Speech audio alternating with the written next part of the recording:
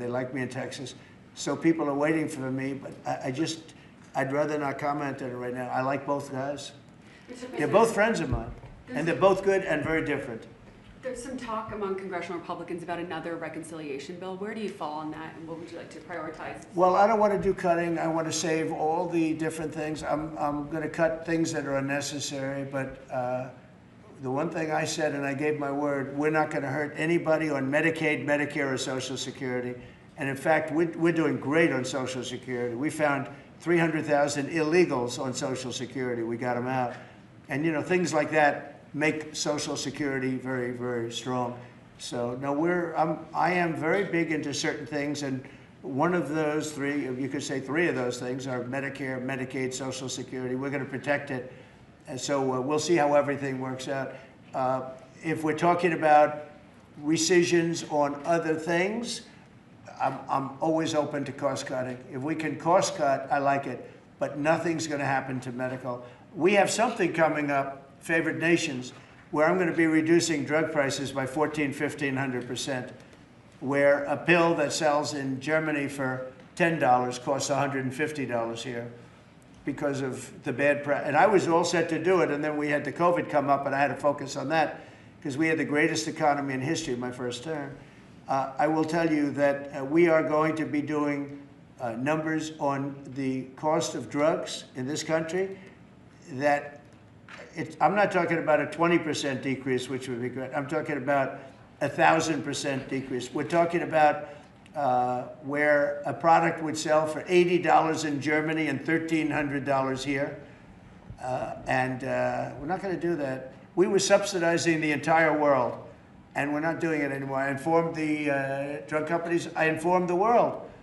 And if the world wants to, if countries in the world don't want to go along, then I'm going to put tariffs on those countries, and we'll make more money. But they have to go along with it. So this is moving along rapidly. Dr. Oz is in charge, Bobby's group, and they're doing very well. And we're getting great cooperation from the drug, because the drug companies know it's unfair. You know, for years they'd say, well, we had to do research, and we had to do. I said, I don't care. You had to do research for these other countries also. They are ready to go, and I'm ready to go. And you know, if I pull that off, there's no way a Republican will lose an election. There's no way. All right, one more question. Steve. Steve. Back to Ukraine. Watch this guy. He's the nicest guy I know, and he asks the most vicious questions. Why do you think President Putin is so reluctant to meet with President Zelensky? Because he doesn't like him. He doesn't like him. You know, they don't like. I have people I don't like. I don't like to meet with them. Sometimes I do like to meet with people I don't like. So how do you get them together? They don't like each other, really. And if we had a real president instead of a guy that got in there with a fraudulent election, if we had a real president, that war would have never happened. Putin actually said, he said, if Trump were president, it wouldn't have happened.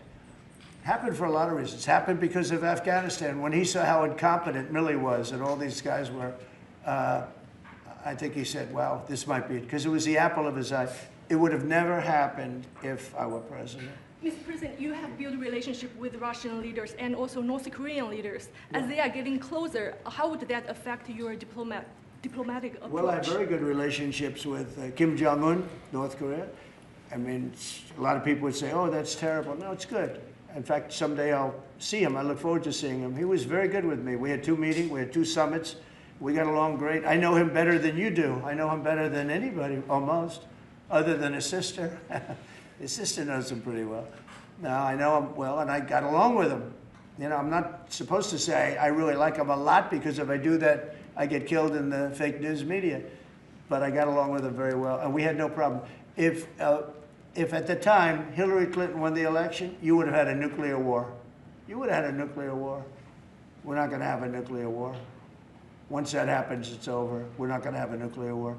No, but Kim Jong-un will meet at some point. I look forward to it, actually.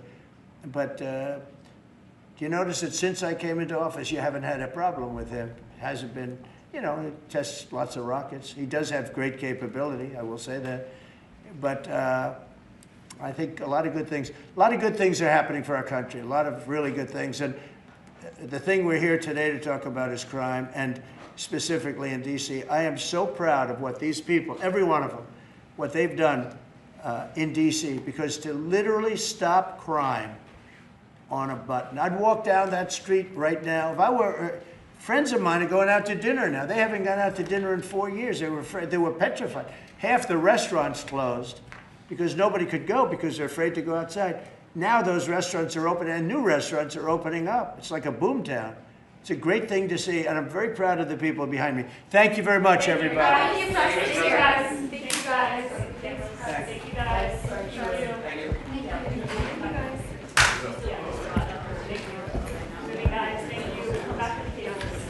Yeah, we'll come back for cables if you guys just want to take cameras. Back for the cables.